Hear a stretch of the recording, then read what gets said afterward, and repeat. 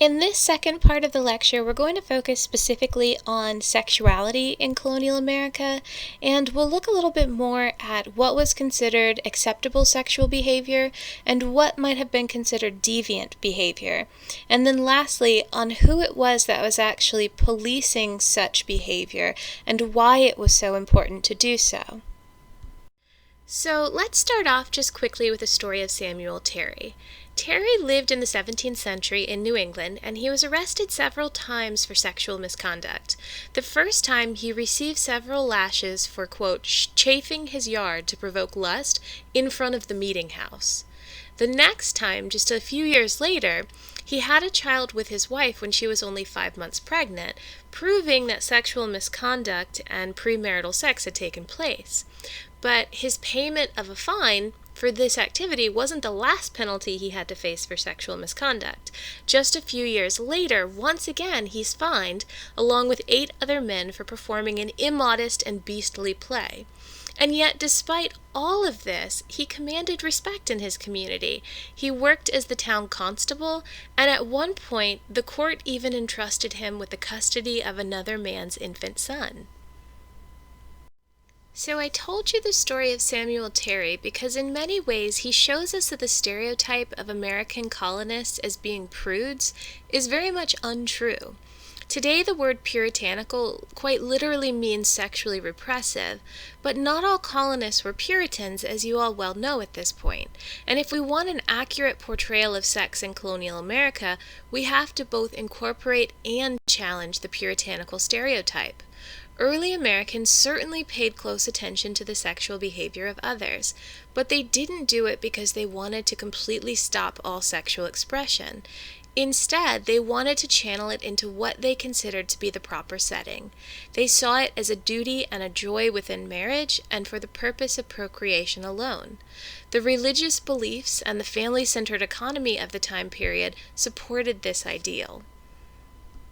In general, the sexual laws and norms in all of the colonies were heavily influenced by the Bible, especially by segments of Leviticus and also the Old Testament. However, for a whole variety of reasons, much of the behavior that went on behind closed doors was not necessarily sanctioned by the church or the government, and we'll talk in a little bit about what some of those reasons were. But just because a law or a moral code has been uncovered by a historian that forbade colonists from performing certain acts doesn't actually mean that those weren't being performed in secret. And generally speaking, colonial Americans divided up their sexual acts into 2 categories. First, you had procreative, and second, non-procreative activity. So those activities that fell within the scope of marriage and would be able to produce offspring were considered normal and natural and healthy, and the ones that fell outside of that scope and were unable to produce offspring were considered abnormal or sexually deviant. So this is a really good way actually for us to make sense of the way that premarital sexuality and premarital pregnancy was treated. While it was not in line with the teaching of the authorities, as long as the couple married, remember, the punishment was rather light. And it makes sense because this fell into the scope of procreative sexual activity. It also explains why some of those very rare instances of divorce that we discussed were often related to impotency. It was considered a very big deal for a man to be impotent or for a woman to be barren, and this was grounds for divorce in New England, and even in some of the Chesapeake and Southern cases of separation, you see issues of impotence or barren women. Colonists learned about sexuality in a variety of places, the first being the farmyard. Childhood observations of sexual activity is quite common in agricultural societies, and all regions were agricultural throughout the colonial period.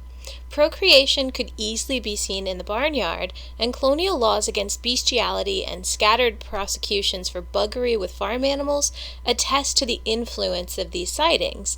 We'll talk a little bit more about the punishments for this and some of the specific trials later on. Children also learned about sex in the home. The small size of colonial dwellings allowed children quite early in their lives to hear or see sexual activity amongst adults. Although curtains might sometimes isolate the parental bed, all family members commonly slept in the same room, especially during winters when a single fireplace provided the heat. Thus, a 4-year-old girl reported to a servant that she saw a man, quote, lay on the bed with her mama, and heard him instruct the mother to, quote, lay up higher. Furthermore, the practice of sharing beds exposed some young people to adult sexuality. In one home, 3 adults and a child were sleeping together when one of the men unbuttoned his breeches and had carnal knowledge with a fellow bedmate. Even couples who sought greater privacy had difficulty finding it, for loosely constructed houses allowed neighbors and kin to observe what happened behind closed doors. And if you think back to the previous part of this lecture about the topic of bundling, this means that in most instances the couple that was bundling were bundling at the very least in the same room as the girl's parents, if not in the same bed. Whatever they observed, children learned early on that sexual behavior ought to be limited to marriage. The harsh language directed at those who defied this model provided one kind of moral lesson. Neighbors cursed women with epithets such as whore, adulteress, slut, or brazen-faced bawd. Formal moral teachings confirmed what popular speech implied.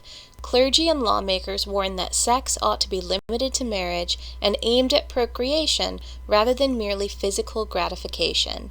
Together, these moral authorities attempted to socialize youth to channel sexual desires toward marriage. Given the fact that colonists were really supposed to have intercourse just inside of marriage, and mostly for the purpose of procreation, one might think that there was no methods of contraception available to them. But this simply isn't true. Contraception was usually used by prostitutes rather than by average men and women, but it was available. And prostitution was in fact an issue in the colonial era, especially after the market revolution and the growth of towns and cities. You would have certainly this influence of anonymity in the cities, and the growth of prostitution would move really into the 19th century, so we'll talk about it much more in the Victorian era. But the various forms of contraception available to them include obviously abstinence and delaying marriage for as long as possible. Also prolonging breastfeeding by allowing a child to breastfeed for up to 2 years. Typically when a woman is breastfeeding, they don't have a menstrual cycle, so they're less likely to become pregnant. It's not impossible, but it's less likely. Coitus interruptus, which it simply means withdraw from sex, or the common vernacular today would be the pull-out method, although it was done differently in the past and it's not particularly effective, was at least some form of birth control. Colonists also practiced something called bloodletting. Since the time of the ancient Greek and Roman philosophers, they believed that our blood was composed of 4 different humors, and that people got sick because one of those humors was out of balance, and that you would then need to cut and bleed a person to get that balance restored. And if you didn't cut them, you could also put leeches on them and allow the blood to be taken out that way. Some other methods that they might have used would be to take laxatives, which we all probably know today is not a great birth control method. Pessaries, and you see some examples of pessaries in the top left picture here and the bottom right picture. It's essentially something that blocks the access of the sperm to the cervix to keep from fertilizing the egg. Sponges, like a sea sponge that you see up in the top right corner, acted sort of like a diaphragm and did the same thing that a pessary would, but of course it's not foolproof, because certainly semen can travel through a sponge. Casanova, you've probably heard of Casanova before. He was the first one to actually encourage his lovers to use lemon wedges and to scoop out the actual lemon and to just use the wedge, much like a pessary, to block access to the cervix. And then the very last thing we have, you see a picture on the bottom left of a condom. And it was really only the very wealthy who could afford a condom. This one was actually found in somebody's library book, and it comes from the 16th century. It's the oldest one that's been found. And it was made out of the guts of a sheep or out of the guts of a cow, for example. And they would generally keep it soaking in a solution of milk when they weren't using it to keep it clean. And you see little strings at the bottom because it would basically tie on, and you would reuse it over and over.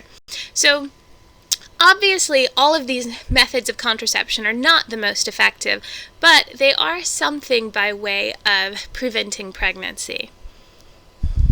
Now that you know precisely what was expected of the colonists with their sexuality, it's important to note that ministers throughout the colonies would invoke biblical injunctions against extramarital and non-procreative sexual acts, and there were colonial statutes that outlawed fornication, rape, sodomy, adultery, and incest, and they prescribed often corporal or capital punishment, fines, and in some cases also banishment for sexual transgressors.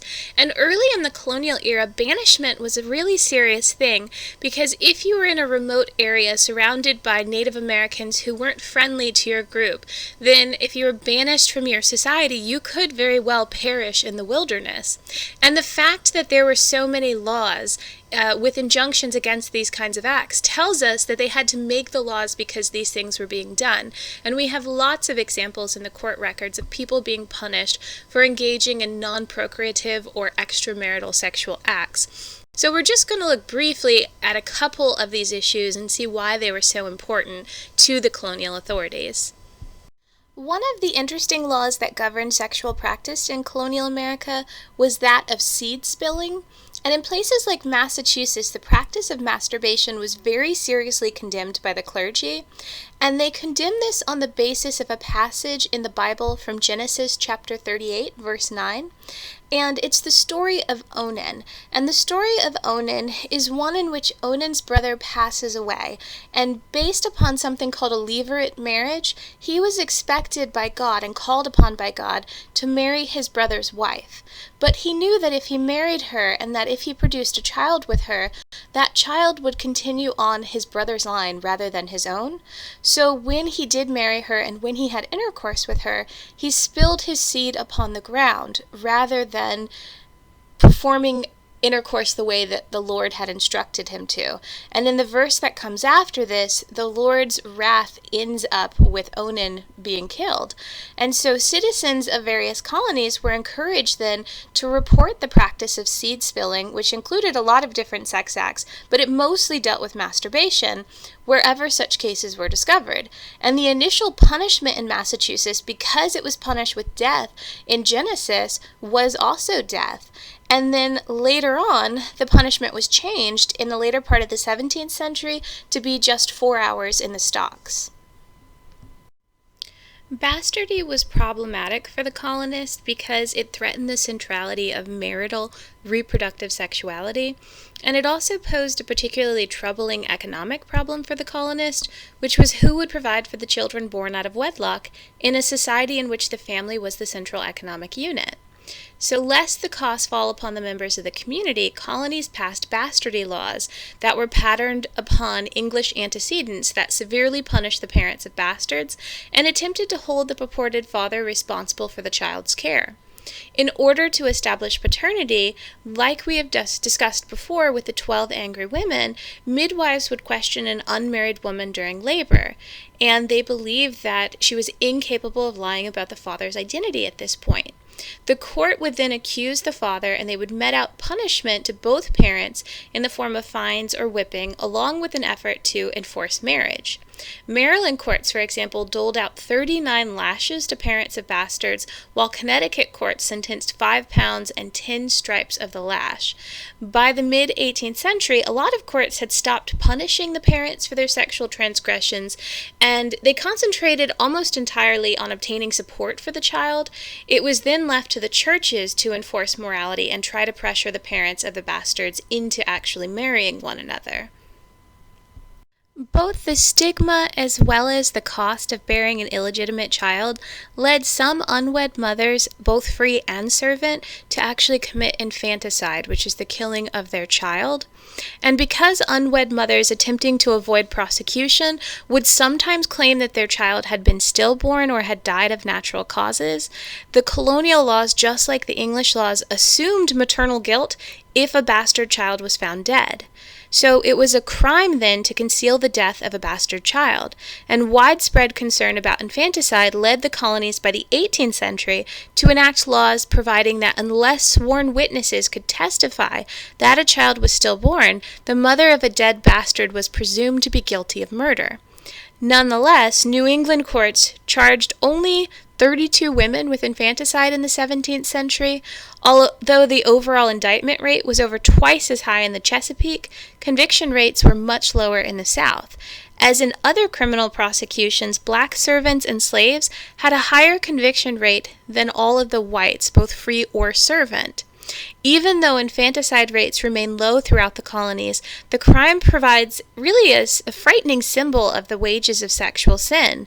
Since so many infanticide victims were newborn bastard children, the crime represented the ultimate destructiveness wrought by an illicit sexual union, and the clergy did not miss an opportunity to bring this message home to their parishioners. As Cotton Mather expounded in his sermon on the execution of Sarah Smith, who had murdered her newborn infant in an unchaste life, he had brought Smith to the gallows, for the fires of lust had baked her heart into insensible hardness, and lust unchecked could lead not only to illegitimacy, but according to Cotton Mather, and far worse, to the death of both child and sinner as well. Regardless of whether you were a man or a woman, the laws against extramarital sexuality carried extremely harsh penalties, and even behaviors that might lead to sex outside of marriage required punishment. In 1631, Massachusetts enacted the death penalty for adultery, and it was a crime defined as sexual relations between a man and a married woman. Sex between a married man and a single woman, or between a single man and a woman, would have been charged as fornication instead, and most other colonies adopted the death penalty for adultery, but despite this, it was pretty rare to actually enforce the death penalty for it. After about 1660, New England courts usually imposed a fine of about 10 to 20 pounds, along with public whipping, or you might have to wear the letters AD for adulterer. If you remember, some of you may have read The Scarlet Letter in high school or watched the film, and you remember Hester Prynne wore that giant crimson A on her dress. She probably really would have worn AD, and if they didn't attach it to the garment, they might also have burned it to her forehead. And this was something that would have created a stigma for the rest of her life. Or it could have also gone on to a man's forehead if he had committed a particularly egregious case of adultery. In addition, Maryland laws condemned adultery whether the man or the woman was married, unlike some of the other areas, and Southern courts often sentence whipping and sometimes use the threat of banishment to punish adulterers.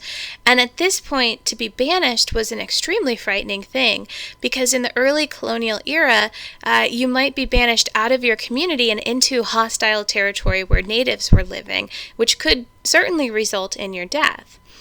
In some cases, adultery could then lead to divorce, separation, or violence, and in New England, over half of the divorce cases in the 17th century actually cited adultery as a cause. So for most of the colonial officials, preventing adultery was about keeping a stable society based around family and marriage. I mentioned earlier that one of the most prominent places where colonial children learned about sex was from the farmyard, and because of this, there were some very strict rules about bestiality and buggery. So bestiality, of course, you know the definition is having sex with animals, but buggery can also mean either having sex with an animal or performing sodomy with a person. So it's a non-procreative act. So if you see a colonial statute about bestiality, you know it necessarily involves an animal, and buggery usually involves an animal, but could also be talking about a non-procreative act. Colonial officials punished these acts very harshly. As with all capital crimes, it required two witnesses as well as proof of penetration, and those witnesses needed to be fairly reliable. They would also accept a self-confession. And because they believed that mating between a human and an animal could produce monstrous offspring, because Aristotle's masterpiece taught them this, the colonists would not only punish the individual who had had intercourse with the animals, but they would also put to death those animals, and those animals would be considered unclean and unfit for consumption afterwards. One of the most interesting events, in my opinion, in colonial history was the bestiality panic that lasted between 1641 and 1643. And this is when the people living in New Haven, Connecticut, experienced some difficult conditions agriculturally, where their crops were failing and they were experiencing famine, as well as issues with the weather. And they began to suspect that bestiality and the devil were at work all around them. Now, this is also what happened in the witch trials of early modern Europe and Salem, when more than 7,000 people were prosecuted for witchcraft.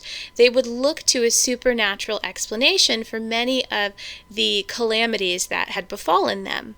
And in this time period, animals were often characterized as incarnations of Satan, so bestial sex was seen as one of the many elements of devil worship. And as I mentioned before, bestiality was mentioned in Aristotle's masterpiece, and they said in it, "Where children thus are born with heavy coats, heaven's wrath unto the kingdom this denotes." It spells out very explicitly that the offspring of a human and an animal would be a child with a heavy coat who was half animal, half human, and that heaven and the Lord would be unhappy with the kingdom if this happened. So most of the people who were blamed in this bestiality panic were young unmarried men who they felt really threatened the family structure of New England. And we'll look just briefly at two of these men, one who admitted to his guilt and one who was simply in the wrong place in the wrong time. So the first person who was actually hung and killed for bestiality in New England was Thomas Granger, and we can actually have a first-hand account of this event from the diary of William Bradford, and he writes in it, "There was a youth whose name was Thomas Granger. He was a servant to an honest man of Duxbury, being about 16 or 17 years of age. His father and mother lived at the same time at Sitiat, and he was this year detected of buggery, and indicted for the same, with a mare, a cow, 2 goats, 5 sheep, 2 calves, and a turkey." Horrible it is to mention, but the truth of the history requires it. He was first discovered by one that accidentally saw his lewd practice towards the mare. I forbear particulars. Being upon it examined and committed, in the end he not only confessed the fact with that beast and at that time, but sundry times before, and at several times with all the rest of the forenamed in his indictment. And this his free confession was not only in private to the magistrates, though at first he strived to deny it, but to sundry, both ministers and others, and afterward, upon his indictment, to the whole court and jury, and confirmed it at his execution. And whereas some of the sheep could not so well be known by his description of them, others with them were brought before him, and he declared which were they and which were they not. And accordingly he was cast by the jury and condemned, and after executed about the 8th of September 1642. A very sad spectacle it was, for first the mare and then the cow, and the rest of the lesser cattle were killed before his face, according to the law Leviticus 20:15, and then he himself was executed. The cattle were all cast into a great and large pit that was digged for the purpose, and no use was made of any part of them. Now we can compare that truly horrific story of Thomas Granger to the one of George Spencer. And George Spencer was not a particularly attractive man. He was very much an irreverent, balding man. He often blasphemed against the Lord and got in fights with his neighbors. In addition to that, he had just one eye, and in his other socket he had a milky kind of false eyeball called a pearl. So he wasn't very well liked by the community in general. And then one day, one of his sows actually gave birth to a litter of piglets, and one of them just had one eye as well. So colonial officials described it as the monster. It was totally bald, and it had, quote, but one eye in the middle of the face, and that large and open like some blemished eye of a man. Then out of its forehead a, quote, thing of flesh grew forth and hung down. It was hollow, and like a man's instrument of generation. So George Spencer is confronted by these angry colonists who already had issues with him, and they seized upon this opportunity during the bestiality panic to bring charges against him. And hoping to save his life, he actually admitted to his guilt, but he later recanted, of course. Unfortunately, though, on April 8th of 1642, the gallows in New Haven Colony swung with George Spencer's body. He was a servant and an all-around reprobate, if we can believe the records of the General Court. And it shows to us that during this bestiality panic, while certainly Thomas Granger was guilty of this crime, people like George Spencer were targeted for far different reasons. As was the case with sodomy, conviction for rape carried the death penalty, but typically the colonists would enforce lesser punishments. Rape was the only sexual offense that did not involve consensual act, and much of the testimony by a rape victim and the required witnesses focused instead on proving that the woman had not consented to the act. Accounts of rape and attempted rape actually emphasized the extent to which women resisted their assailants.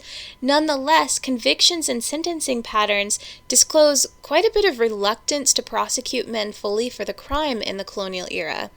Out of 72 rape accusations in 17th century New England, only 6 resulted in executions, although more than half of the men were convicted. The fact that Massachusetts courts were more likely to convict when a child or a married woman had been raped suggests that a single adult woman was often perceived as being a willing sexual partner. The rape of a daughter or a wife could be seen as an attack on the property of a father or a husband rather than a crime against the woman herself. So if the death penalty for rape applied, it only applied if a woman was married, engaged, or under the age of 10. The disposition of rape cases depended very strongly upon the status of both victim and assailant, and men of higher social standing, like farm owners and artisans, were less likely to be brought for trial for rape or attempted rape, and then lower class and non-white men accused of rape could expect much harsher treatment from the courts. And I think that rape cases really show us the enforcement of patriarchy at this time period, because even if a rape case wasn't tried in a criminal court, it could be tried in a civil court. And because a young lady or a woman who was engaged or married was in fact the property of either their father, their fiancé, or their husband under coverture, then what was argued in this civil court was that the rapist owed a monetary amount to these men because their property, in the form of this woman, had somehow been damaged. It's very important to note the role that neighbors played in prosecuting many of these cases, and they were especially important in rape cases because it was incumbent upon the victim to call out in order to notify others of an attack. Otherwise, the court might consider them a willing partner. So when Elizabeth Goodell of Salem accused her brother-in-law of frequent assaults and affronts, her neighbors stated that she should have called out for help. Even when a 9-year-old named Ruth Parsons testified that she had cried out when Edward Sanders forcibly abused her by, quote, entering her body with his pissing place, as she called it, but no one was near the house to actually hear her cry out except little children, which he put out of doors. And in some cases, women were punished for not having called out when assaulted. So when a victim of unwanted sexual advances was afraid to call out or press charges, the neighbors might step in to bring the case to light. And the testimony of other members of the community was also important in determining whether a rape had actually occurred. Midwives and other women who examined the victims of assault helped the courts to determine whether whether to prosecute for rape or for a lesser charge. As in the response to adultery, the entire community mobilized to ferret out those who had engaged in sexual acts outside of marriage. But I think what is most striking about this is that, one, there's no specific age of consent here, as is the case with 9-year-old Ruth Parsons. And also, two, women would have probably been more fearful to report their rape for fear that if they weren't heard crying out or believed, that they in fact could have been punished for having sex outside of marriage.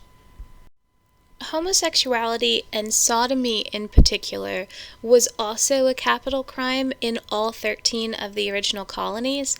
The narrow legal definition of sodomy, which required proof of penetration, along with the requirement of 2 witnesses for the capital punishment to be enforced, really limited the application of the death penalty, though.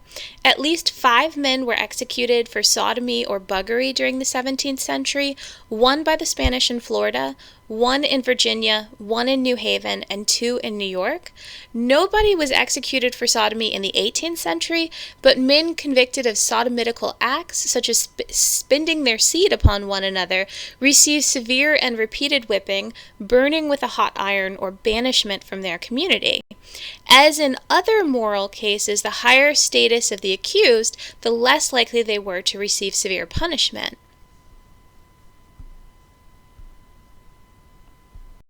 I just want to take a moment briefly to talk to you about the concept of sexual identity in the colonial era, because it was not like it is today, where most people identify as being homosexual or heterosexual or bisexual. Sodomy, in fact, was not the modern equivalent of homosexuality.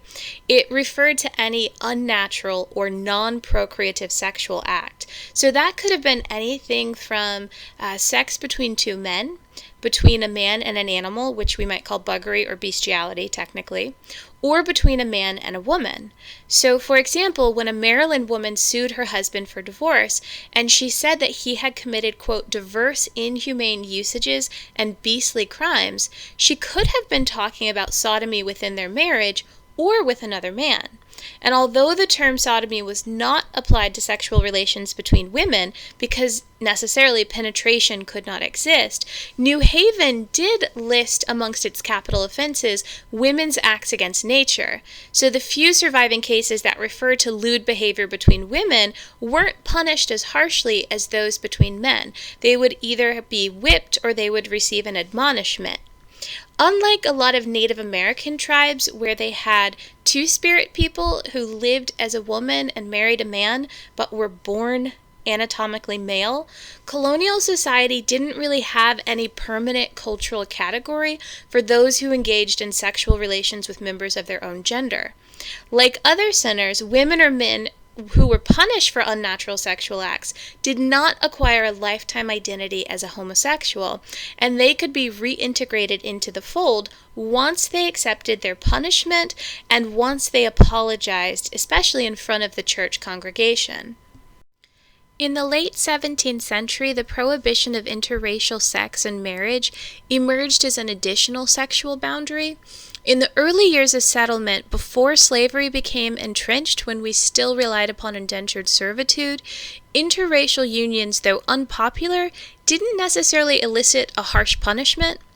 In the case of fornication, adultery, or bastardy, the offenders received punishment similar to those that white couples endured at this point. In many areas of the South, the white-sex ratio remained so unbalanced that white men sometimes sought black mates in the absence of white women. By the time you get into the late 17th century, though, the white-sex ratio starts to even out. And more importantly, large numbers of Africans are being imported as slaves, and slavery begins to supplant indentured servitude as the major source of labor. Colonial assemblies very quickly after enact an array of statutes, including laws that punish interracial sexual relations, which were known as miscegenation laws, and they were meant to strengthen the race line by reinforcing the unequal status of blacks when compared to whites. As with Native Americans, sexual stereotyping provided one means by which the English colonists justified their domination of Africans. English colonists brought to America a whole set of untrue stereotypes that helped to differentiate Europeans from Africans by assigning to the Africans a sexual nature that was far more sensual, aggressive, and beast-like than that of whites. It was very strongly influenced by Elizabethan images of the lusty Moor, which you can see portrayed in some of Shakespeare's plays. And so colonists accepted this notion that Africans were lewd, lascivious, and wanton people. And with the growing reliance on slavery, they used these stereotypes, despite the fact that they were false, to justify their economic and social control of blacks. Not only their dark color, but also their alleged animal-like sexuality, they argued, proved that blacks were of a different breed than whites, and so it was natural, according to them, that the two races should not mix and that whites should dominate blacks. Throughout the American colonies, there's a caste system based on race that took hold in the 18th century. From New Englander Samuel Sewall to Virginian Thomas Jefferson, white colonists, regardless of their views on slavery, opposed interracial mixing. But in the southern colonies, where slavery grew in economic importance, the racial boundary became extremely institutionalized. Individuals who transgressed this racial boundary challenged not only a set of cultural values, but also the basis of an emerging system of racial control, and we're going to see this come out to play again when we talk about the Civil War and the road to disunion. As African slaves started to dominate the labor force, slavery required legal support, and so colonial legislatures acted to outlaw and penalize individuals who practiced what would be termed miscegenation. Legislation to regulate interracial unions first appears in the 1660s, and this is when the Virginia legislature in 1662 doubled the fines for fornication in the case of interracial couples, and then in 1691 it outlawed, quote, that abominable mixture of interracial union and ordered a banishment from the colony of any white man or woman who married or fornicated with a, quote, Negro, mulatto, or Indian. In 1705, the Assembly strengthened the law by ordering 6 months' imprisonment and a 10-pound fine for interracial marriage or fornication, and they also fined the minister who performed an interracial marriage 10,000 pounds of tobacco. For their part, Maryland banned such marriages in 1664, and they ordered a white woman who married a slave to serve her husband's master.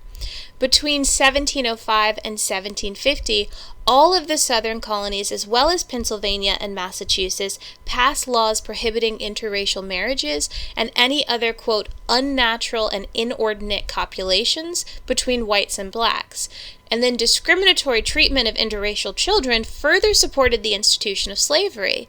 Delaware enacted heavier fines in interracial than white bastardy cases, and in 1664, Maryland anti-miscegenation law defined the children of mixed marriages as slaves. In most colonies, bastard children of mixed unions had to spend up to 31 years in servitude, regardless of whether their mother was African or not.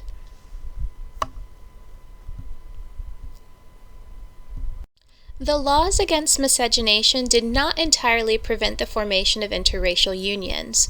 Where French, Spanish, and West Indian influences remained strong, in places like Louisiana and coastal South Carolina, the taboos on amalgamation of the races was much weaker, and interracial unions might be discussed in public. In all of the English colonies, however, some form of miscegenation persisted. In New England, where few blacks lived and slavery failed to take root, some interracial marriages survived social and legal prescription. More typically, however, were illicit unions formed between Southern whites and blacks. Male planters, by virtue of their class, were not bound by the prohibitions against interracial sex. So relationships between white planters and black women often formed, and some Southern men acknowledged these unions when they manumitted, which means that they freed their mulatto children, and sometimes they also left them property. Now, these relationships were sometimes consensual, and sometimes they were the effect of rape, although one might question whether or not you can have a consensual relationship when there's such a power differential between an African slave woman and a plantation owner. Probably the rarest form of interracial union, but the most symbolically charged, was the rape of a white woman by a black man. So frightening was the specter of this inversion to the racial hierarchy that colonial legislatures devised a uniquely American criminal penalty, which was castration as a means of deterrence. Laws in Pennsylvania, New Jersey, and Virginia allowed castration for blacks who attempted to rape white women. Even when this literally emasculating punishment was dropped from other criminal codes, it could still be applied in cases of assaults on white women by slaves. The assaults on black women provoked no reaction, and this confirms that the racial character of this legislation was simply in favor of white men and white women. At least one 18th century Virginia slave was formally sentenced to castration, and blacks convicted of rape were usually hanged. Nonetheless, the law sets a precedence that can be followed by extra-legal means. So in 1718, when a white man in Connecticut observed a black man lying with a white woman, he attacked the black and castrated him. Whites particularly feared that when slaves revolted against their masters, as they did on several occasions in the 18th century, the men would assault white women to retaliate for white assaults on black women. But there's absolutely no evidence that black men sexually assaulted white women during the slave uprisings of the colonial period. And in fact, we have some evidence to prove that in times when black men were targeted as having perpetrated a rape, they were men who had somehow stepped beyond the boundaries of what was considered acceptable behavior, and they had not in fact raped anyone, but were charged with doing so in order to keep them in line and also to show other slaves how not to behave. While attitudes towards interracial sex reflect complex psychological, economic, and legal dynamics, the fact that white men of the planter class could have casual sexual relations with slave women, but reserved the most brutal corporal punishment for black men who slept with white women, clearly illustrates the ways that sexual rules reinforced a system of racial dominance. That enormous scorn that was heaped upon a white woman who had sex with a black man, even if they were married, while black women were expected to serve the sexual needs of white men, reveals the combined forces of gender and racial hierarchy. White men desired sexual union with blacks, but given their culture's aversion to racial mixing, they refused to acknowledge that desire and those unions. Thus, white men projected sexual desire onto black women and viewed them as lustful and available, and onto black men, fearing them as potential rapists. Finally, white men refused to acknowledge the products of interracial union by systematically relegating mulatto children to the status of slaves. Unlike Spanish and Portuguese colonies with their elaborate racial hierarchies in which mulatto children were often considered to be free rather than enslaved, the English colonies allowed no gradation of color. They condemned the child of mixed unions to the status of slave. The different sex ratios of Latin and North American colonies contributed to this divergent practice, but so did the colonists' psychological conflicts about interracial unions.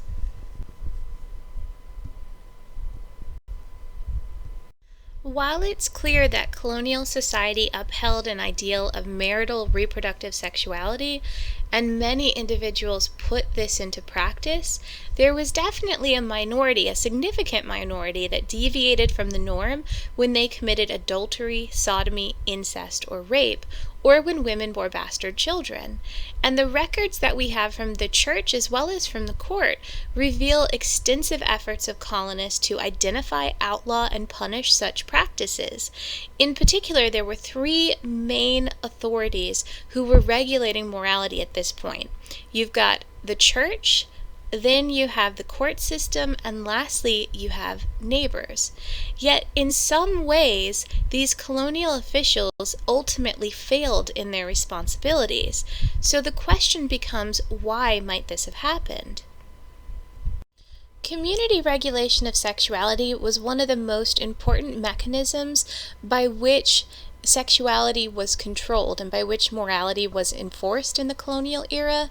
And this was made fairly easy in places like New England, where they lived in very small villages, and it was made even easier by the fact that in the early years of the colonies, many of the houses were poorly constructed, and through the knots in the wood, your neighbors could quite literally see into your homes. So not only could they see that, but say a woman's husband was away on a business trip, and the neighbors noticed that a local farmer's carriage or horse was coming outside of her home for a number of hours at a time every evening of the week or during the day, they may become suspicious, and they might report that activity to the local magistrates, who would have cared very much about this.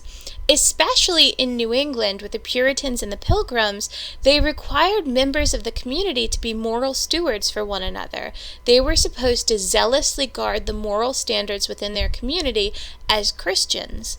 And the community depended on the involvement of neighbors to regulate non-marital sexuality. So they spied and tattled on one another quite regularly.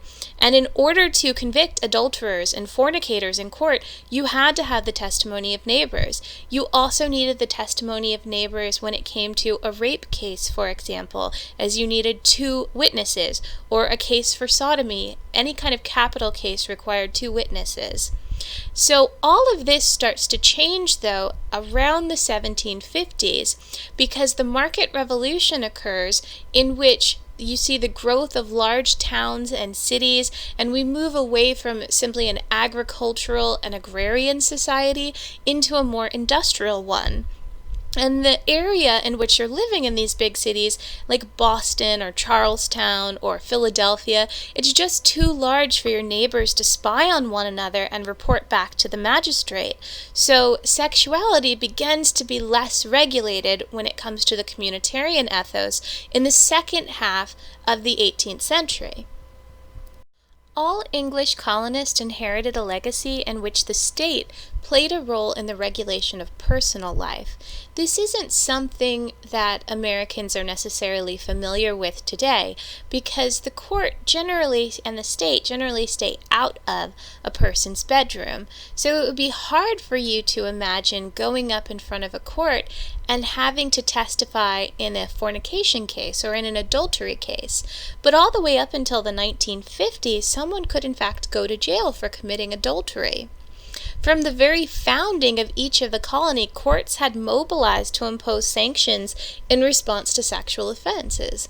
And courts in New England and the Chesapeake would typically sentence offenders to some kind of public humiliation, things like the whipping post or sitting in the stocks, with the hope that this would, 1, deter them from ever doing it again, but also 2, show other people what not to do.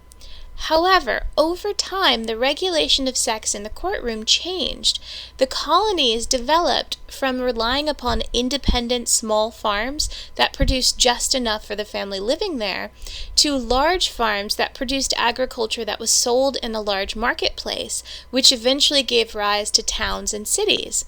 And courts no longer had the time to deal with these individual cases about sexual immorality, as they were now plagued with cases in which they had to handle the commerce and the finances of the nation. And these were far more profitable, much more influential, and much more long-lasting in influence than any kind of sexual morality case.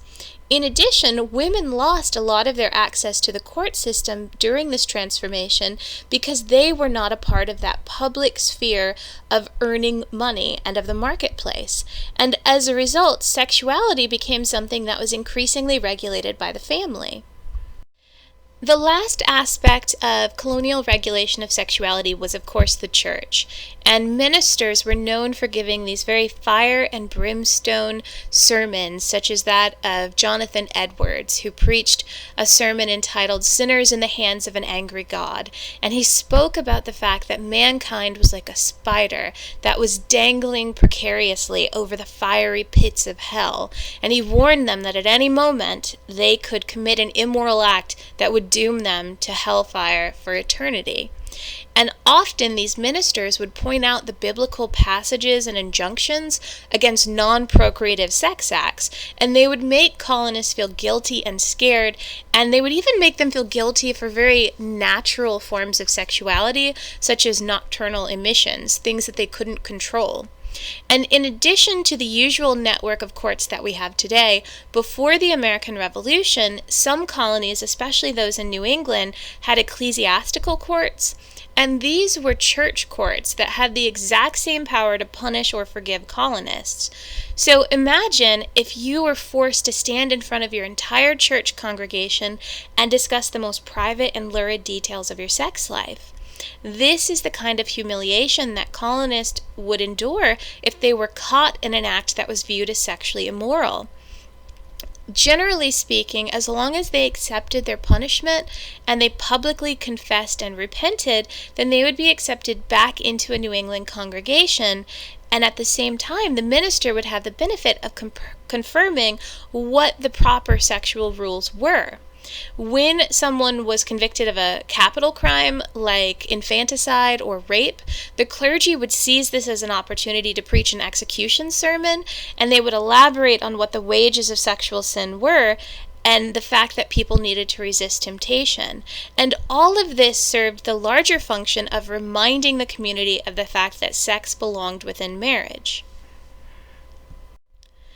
So there are really two main issues that the church had with regulating sexuality. The first of them is that I think for most Americans, there is this impression that all early colonists were extremely pious and they went to church, several times a week for several hours, and they read from the Bible every day. And this is really a false belief, and I think it comes from that outsized role that Puritans play in our mental picture of early America, because when people are taught from their history teachers about early America, they focused almost exclusively on the Pilgrims and on the Puritans, and they do students a disservice because there were lots of other people living in the colonies, and the Puritans were kind of an odd lot. They were an exception and not the rule. They were the people who wanted to purify the Protestant faith versus the people who came and settled in Jamestown or in Virginia. They were mostly gentlemen adventurers and indentured servants who had much less of a religious motivation. And we really only know about the Puritans because they had the best written records and because they were very important New England descendants who influenced history. But over the wider landscape of America, the colonists were notably unchurched, and some of them were also unchristian. Now, just because they didn't go to church doesn't mean that they didn't practice Christian values. That is important to note. So the sermons of those fire and brimstone preachers are probably not as influential in areas where, say, you live 10 miles away from your nearest neighbor and a church just isn't possible.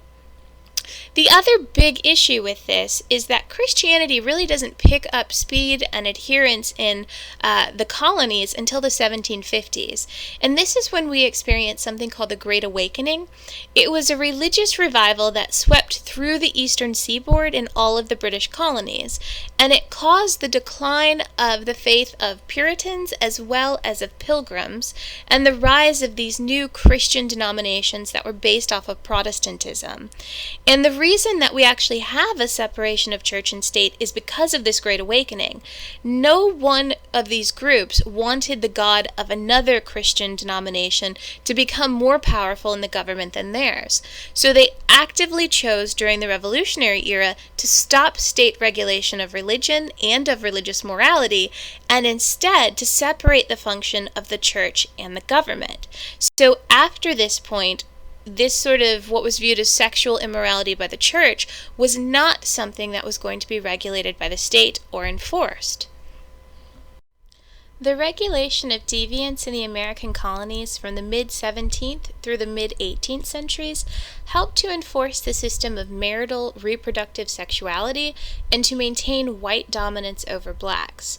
Just as the socialization of youth channeled sexuality into marriage, so too did church, the court, and the community join forces to identify sexual crime and to publicly affirm the proper place of sex. Selective enforcement led to the prosecution of more women than men and to lesser penalties for free, white, and wealthier individuals. For all colonists, however, a very clear message surrounded the public pronouncement about sexual crime. The family provided the only acceptable outlet for sex, with the primary goal of producing legitimate children. Paralleling the growth of colonial society and the decline of Puritanism, the regulation of morality changed over time. In the 18th century, the sexual boundary between white and black intensified. In contrast, the enforcement of marital reproductive sexuality among whites lessened. Even New Englanders, with their religious obligation to create a godly community, meted out fewer and less severe punishments for adultery, sodomy, rape, and infanticide in the 18th century. The middle and southern colonies traditionally had lower rates of enforcement for moral offenses, but there, too, convictions declined after 1720. As white colonists turned their attention to the pursuit of the secular goal of a prosperous community, sexual transgressions elicited less public concern, while state regulation of morality weakened. After 1750, even more rapid social changes would begin to transform the American family, and with it the sexual norms and their regulations.